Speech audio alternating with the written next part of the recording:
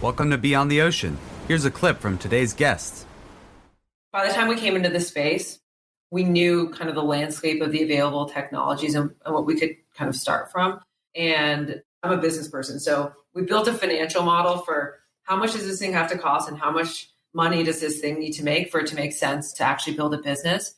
And we built that model out, and I said, listen, you guys have $10 to $12 million. You have to deliver a wave with that much money, and preferably a dual-sided wave. And when you look at that cost, you cannot produce 2 pneumatic waves for $10 to $12 million. You just can't.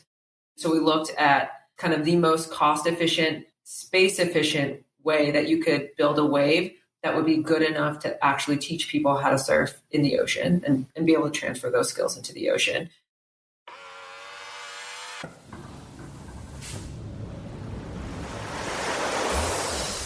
Caught my first tube this morning, sir.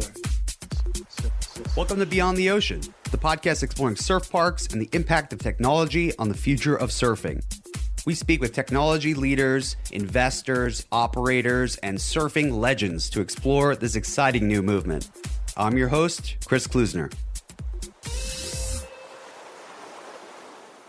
Hello, and welcome back to Beyond the Ocean. We're joined today by Miss Kristina Chang, the Chief Executive Officer of Westlake International Group.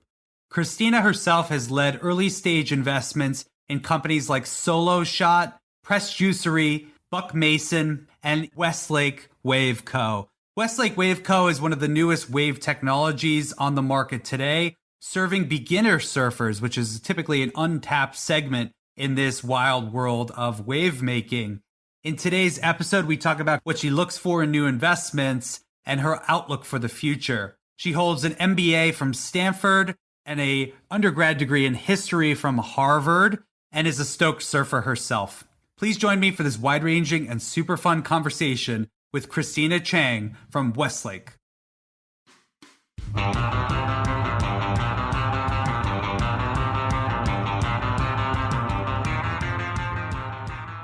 Kristina, thank you so much for taking the time to chat today. Thank you so much for having me, Chris. I appreciate it. Yeah, of course. Really excited to sit down and get into all the things you're doing in surf and all the experiences you've had. And let's start with an introduction. I'd love to hear a little bit more about your role and what Westlake does. I run Westlake Realty, Westlake International, and Westlake Wave Co. It's my family's business. We're owner-operators and developers in the greater San Francisco Bay Area, and now kind of generally speaking, the West Coast. We do most of the major asset classes: office, retail, multifamily, self-storage, hotel, limited service hotel. This is our 50th year in business. This is our 50-year birthday. Westlake International is our VC investing arm. And one of the things that we've done in the last few years, having invested in early stage companies for the last 30 years, is starting to incubate companies. And Westlake Wave Co. is one of those companies. So I manage the entire platform and have been at Westlake now for 8 years. Could you share anything that is, of course, publicly disclosed already, but the types of companies that you've worked with or incubated? The other recent ones that we've invested in include a hard seltzer company in Australia called Fizz and a men's grooming company called Hardworking Gentlemen. Those were the last two. We're in the surf space. We're in Solo Shot. They're an automated robotic cameraman that records you while you surf and play soccer and a multitude of other things. Those are kind of just a few right off the bat. We've been in consumer. Right now, we're investing in a lot of SaaS companies. I guess the most recent investment was a small investment we made in Copper Bank. It's a bank for teenagers. So kind of gives you an idea of the breadth and scale. It's a little bit all over the place. What are some of the common threads that you look for in your investment thesis and working with companies in particular? I think with companies, it all comes down to the founding team. And what I look for the most is founder product fit. Like, are you the best person to be starting this company? And if the answer is yes, over long periods of time, we found that you will be able to move through more walls to accomplish what you want to accomplish. And in Startupville, that's the name of the game. There's blockades and walls and all sorts of stuff between you and your goal. And it seems like it's never ending. I probably don't have to convince you of that. That for me is the number one thing that I look for when I'm looking at a company. And then of course it's like market size and all those other things matter. But for me, I think I probably place a disproportionate emphasis on that product founder fit. I'd love to hear a little bit, wind the clock back a little bit and talk more about your origin story. I think you said you've been at Westlake for 8 years. It's family business, of course, but what brought you to this point? And if you could wind us back maybe 10, 15 years ago, what were you doing and what led you up to this point now where you are today? When I was in college, I got my first real estate internship for Kimco. They're probably the largest shopping center REIT in the country, public real estate company, and worked with them for a little while and then moved to Equity One. They were a mid-cap public REIT. They've since been purchased by Regency Centers. The first part of my career, all public companies and all in the retail shopping center space. Went back to grad school, which is an in-between quitting my job and starting in business school. I took a few months off and I thought that would be enough time to learn how to surf, but I'm still learning. So I went to the Dominican Republic, learned to surf, came back, found out that I had picked a grad school that was an hour away from really good beginner surfing and was able to surf for 2 years in business school, and found out about a place called Encinitas, like through happenstance. There was a case study for a company that was based down here, came to visit, thought I'd live here for a few months. And that was almost 9 years ago now. And so I came down here, worked for Rain Sunglasses and Libre Design. They're really in that kind of surf consumer space, which was in line with what we were investing in. And then joined my family's business shortly after I met my now husband, and told my parents I would commute back and forth until he was done with his postdoc fellowship. And the commute wasn't that burdensome. So we kind of continued to commute for the last several years before COVID. And now the whole company is in a hybrid model anyway.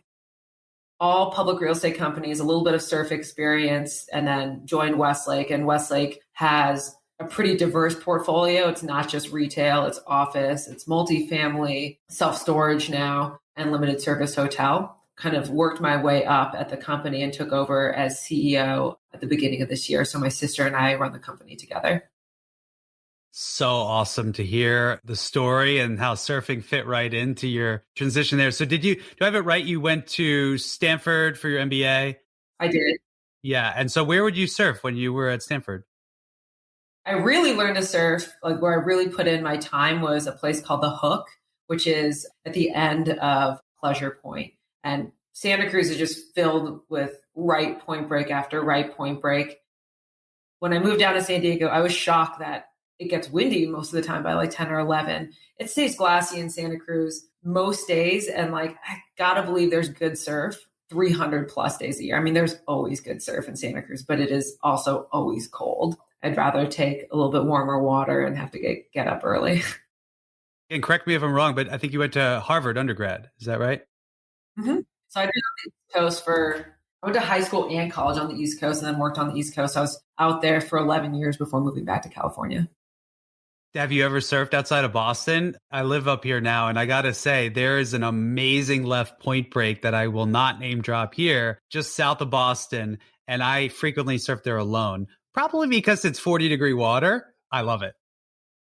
I was back there for work in like 2013 and surfed in New Hampshire. And the water wasn't that bad. It was like May, June, and it was kind of an off-season swell.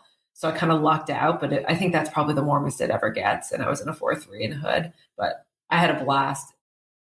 I think you find when you get out of the core areas where it's kind of fair weather surfers like San Diego, the surf culture is really kind of neat in all different kinds of places, East Coast kind of being one of them. Speaking of surf, that photo behind you is pretty impressive. Where was that taken?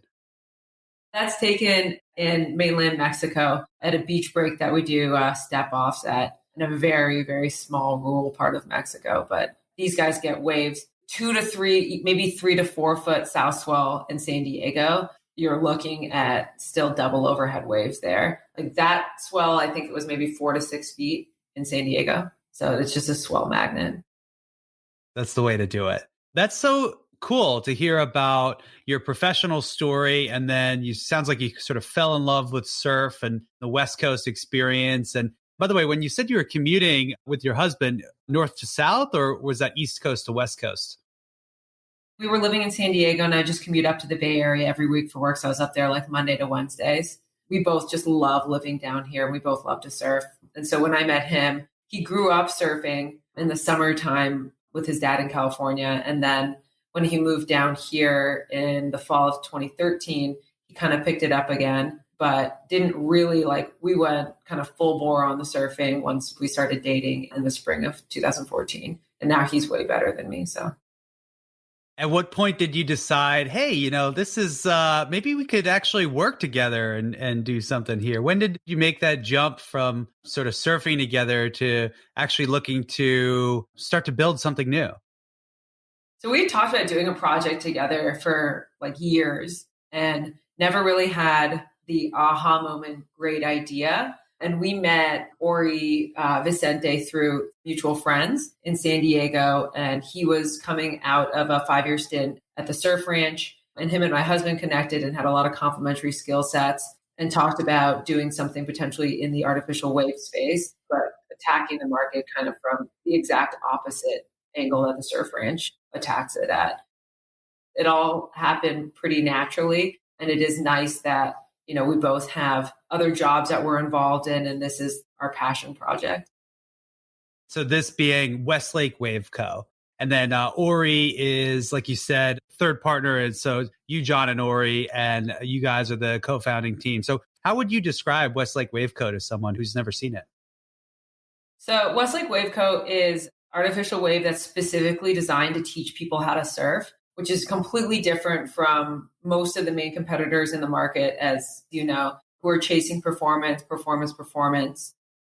That's just not how we view the market. And it's not really where our passion lies in terms of spreading what we love about surf and being able to spread that to more and more people. I learned to surf as an adult and it's incredibly difficult. I think the only reason I made it past that jump was that I had 2 years in business school, which was, had a lot of free time. It uses the same kind of paddle technology that Wave Garden does, but Wave Garden, you surf kind of in a clamshell along the paddles, whereas our wave breaks in 2 directions away from the paddles. And I'm using visual cues now realizing that this is a podcast, but hopefully we'll be able to show some visuals along with that. We did a 50% scale model test last year that hopefully we'll be able to show or link video. The paddle technology from Wave Garden is one of the only, if not the only, commercially available electromechanical technologies, how they describe it. So most other surf pool technologies are pneumatic, meaning they're using compressed air to power their waves, where it's, sucks in some air, pushes that out and creates a wave pulse. That's what BSR is pneumatic. That's what Surf Lock is at the Palm Springs Surf Club. Surf Lakes and their big plunger format, I believe, is powered by type of pneumatic pressure. And then, of course, Surf Ranch is more of a foil technology where you're pushing a large, if you've ever seen a surf foil, similar kind of thing on a train track through the water. That's pretty cool to hear that the Westlake Wave Co technology is actually more powered by electricity. We were lucky that we were kind of by the time we came into the space, we knew kind of the landscape of the available technologies and what we could kind of start from. I'm a business person. So we built a financial model for how much does this thing have to cost and how much money does this thing need to make for it to make sense to actually build a business. And we built that model out. And I said, listen, you guys have $10 to $12 million. You have to deliver a wave with that much money and preferably a dual-sided wave. And when you look at that cost, you cannot produce 2 pneumatic waves for $10 to $12 million. You just can't.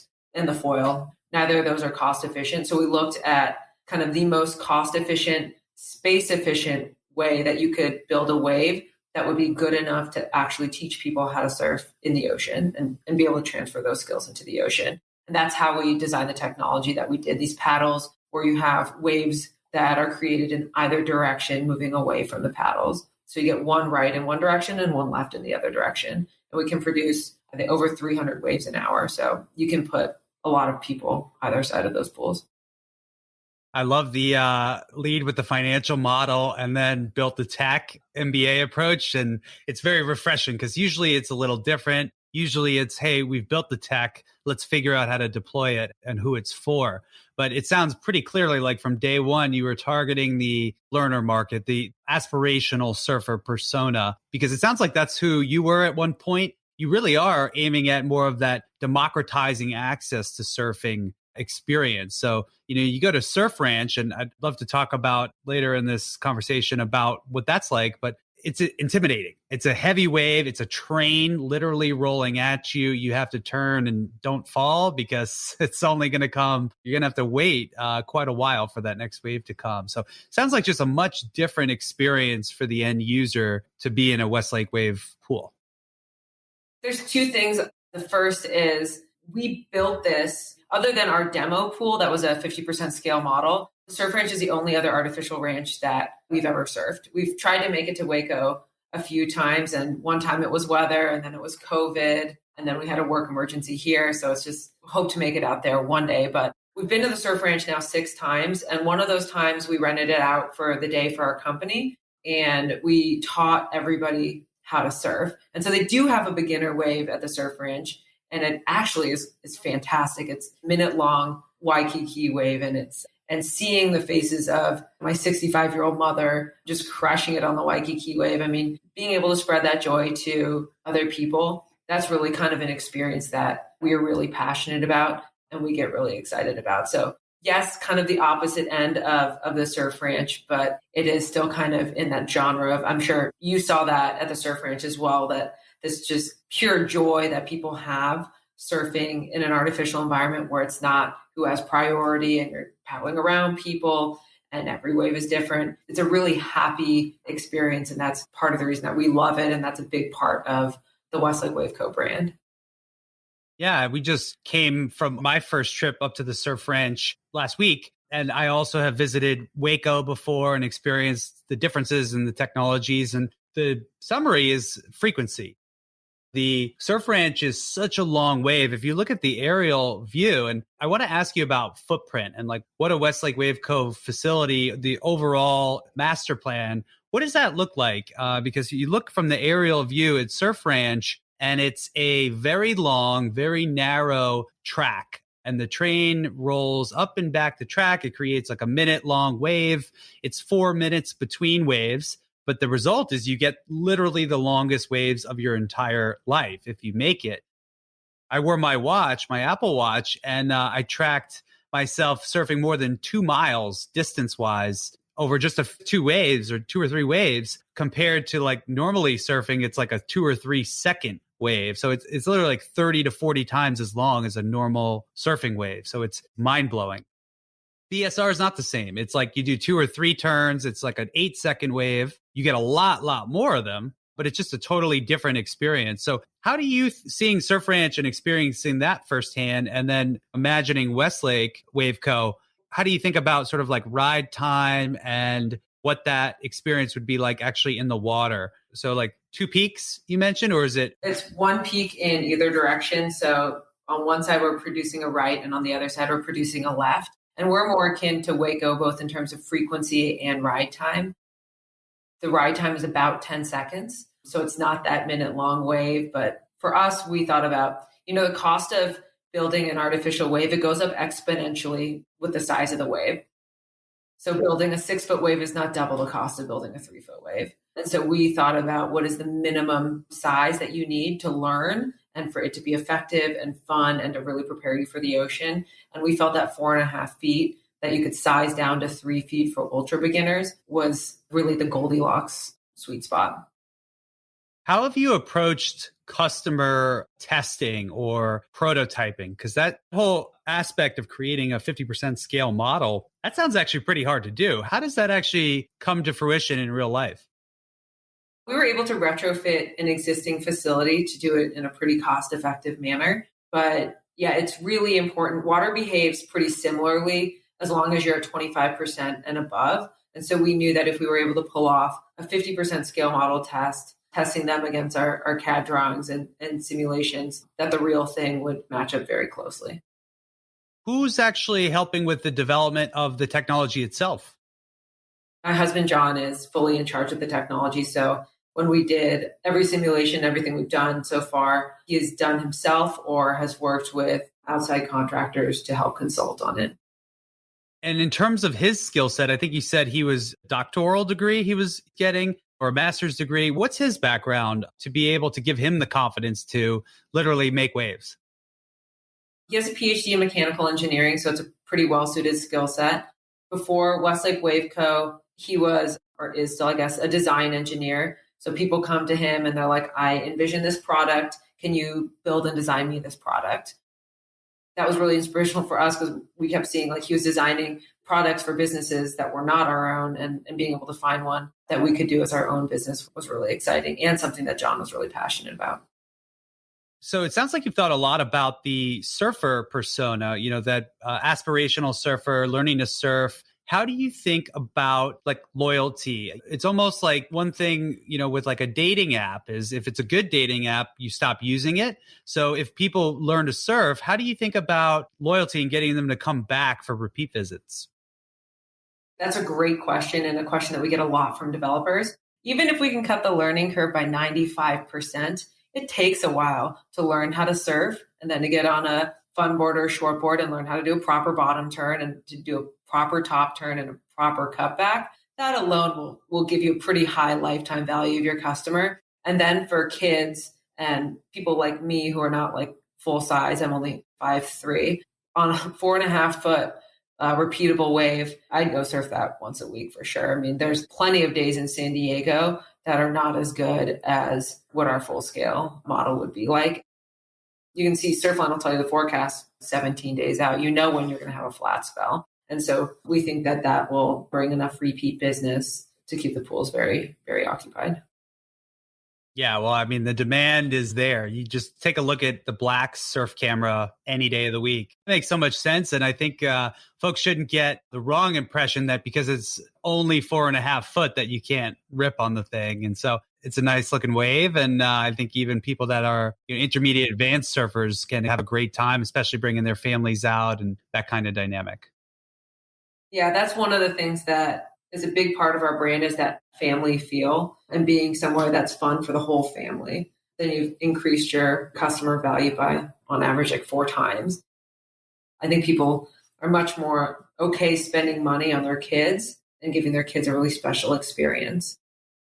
I wanted to flip towards the developer side. And we talked a lot about the surfer persona and sort of who that is designed for. But in terms of developers, we also have architecture firms, master planners, other types of players in this space that are thinking about, all right, how are we going to fit the giant lagoon, the giant wave basin? How does it all come together? So, and in terms of what types of developers might be best suited to consider the Westlake Wave Co technology?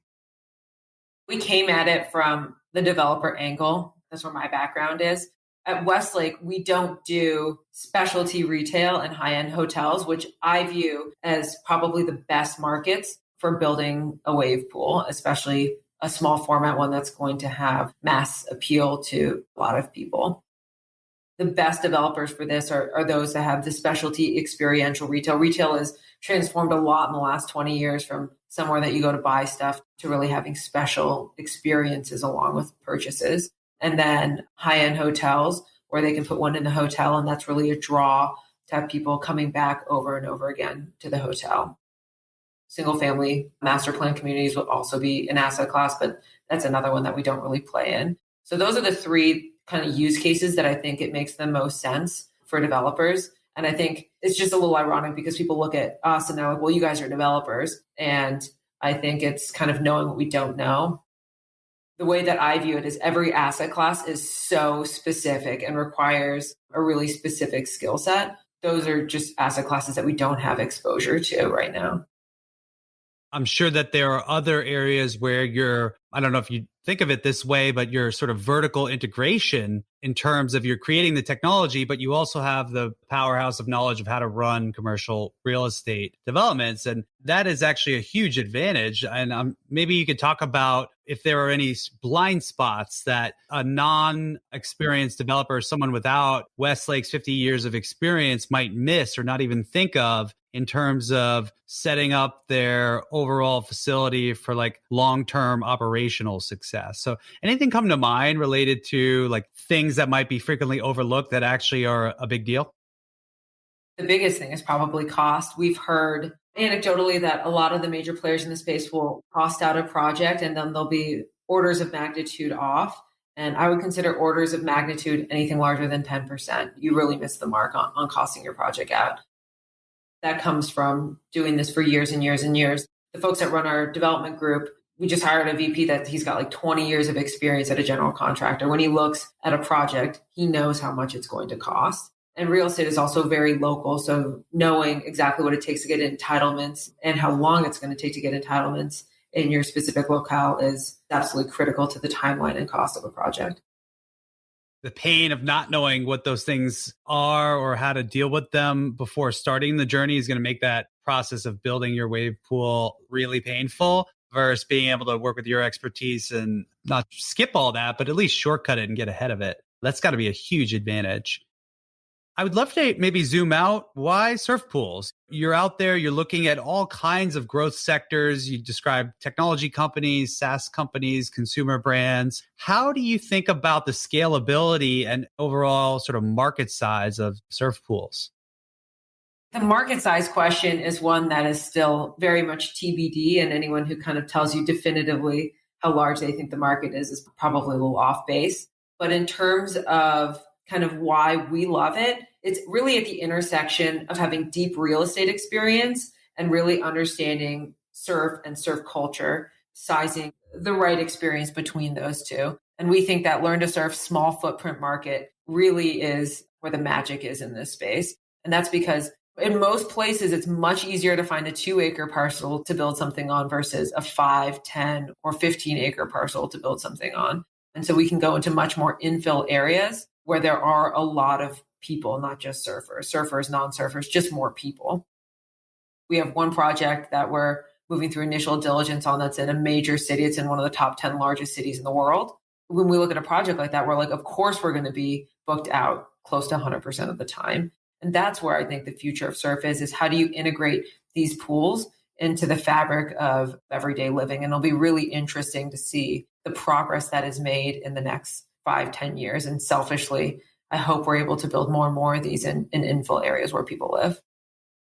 This is going to change consumer habits in a dramatic way. And what if the surf pool was like the pool at the gym? You know, you're going all the time. You're a member. You're bringing the family. It's a thing. It replaces soccer practice. You start bringing the kids out. So that makes so much sense. And in terms of what risk factors there are, what kind of keeps you up at night in this space? Obviously, like the technology and securing those entitlements and making progress on individual deals, I'm sure. But what are the most important areas for aspiring developers to be thinking about? And like what comes to mind is your talk at the last Surf Park Summit. And I think the quote was, the numbers have to pencil. So, you know, is that the main concern, is making the numbers pencil, or are there other risk factors or areas that aspirational developers should keep in mind as well?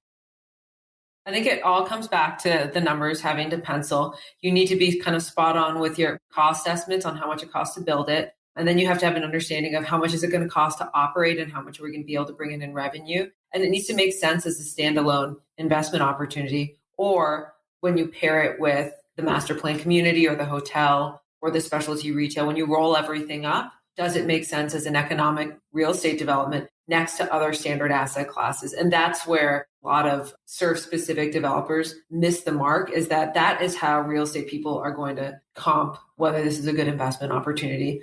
Does this, over a long period of time, get me to higher risk-adjusted returns compared to an office building, compared to an apartment building? I think that is the biggest risk for the space right now, is we're so early. A rising tide lifts all boats. I want every single one of these projects to be ultra successful. It's good for the industry. It's good for the surf community. And the biggest risk right now is that those next 1 or 2 projects that come out, the next major project that comes out in the US, it has to be both a surf success and that people like to surf it. It has to make money. That'll be a good proof of concept for other US-based developers.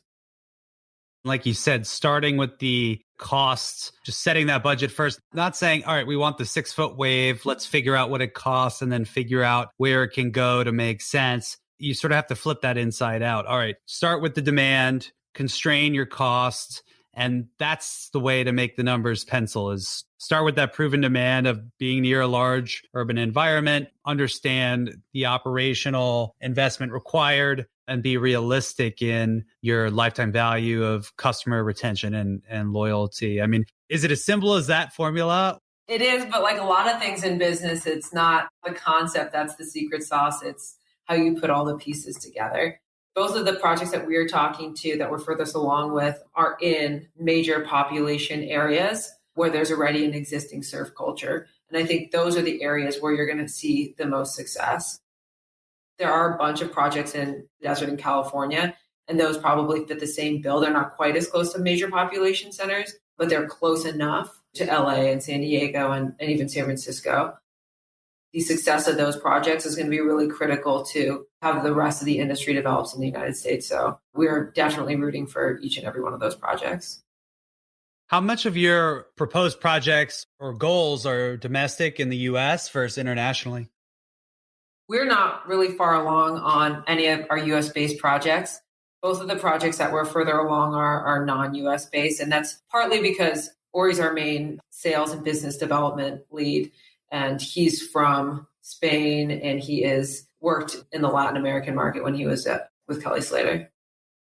How far away might we be from seeing the Westlake Wave technology in terms of, I think this is your launch year. You're really starting to come out and share some of the renderings. The new website looks awesome. I think we heard from you for the first time talking about Westlake Wave Co at the last surfpark summit just 4 or 5 months ago. Is this the launch year? And sort of what does the timing look like for the next couple of years?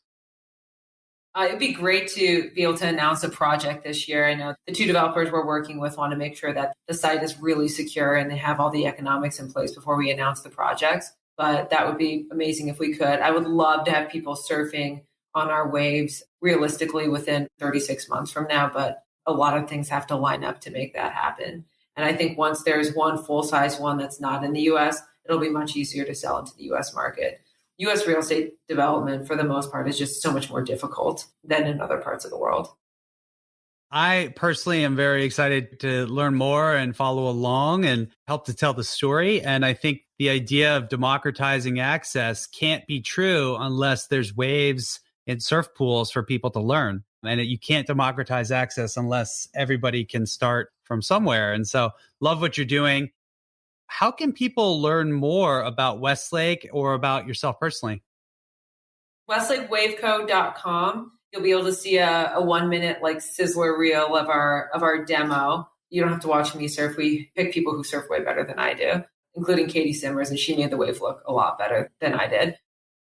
Our social media is Westlake Wave Co as well on Instagram and LinkedIn. And then for me, I'm always available. Love talking to entrepreneurs, especially in spaces I'm passionate about like surf. So people can just hit me up on LinkedIn. I'm always happy to have a chat. This was great. I love everything that you guys are doing to promote the artificial surf space. I really, really believe that a rising tide lifts all boats. So really exciting stuff. Thank you so much. And that's really the whole point of this show, is to give a different perspective from a variety of lenses. And I think your leadership perspective is going to be very valuable for aspiring entrepreneurs and surfers alike. So thanks for sharing and taking the time. Can't wait to get out there with you soon. Awesome. Thanks so much, Chris. Surf Park Summit 2022 is back October 16th through the 18th in San Diego, California. Come join us to meet the leaders in the surf pool sector, featuring wave technology companies, real estate developers, investors, and athletes like those featured on this show. Surf Park Summit features panel discussions, keynotes, case studies, and company-specific presentations to help anyone looking to develop or operate a surf pool to know the ins and outs of the industry. Check out surfparkcentral.com for more information about Surf Park Summit, or follow us on Instagram at Surf Park Central. Thanks.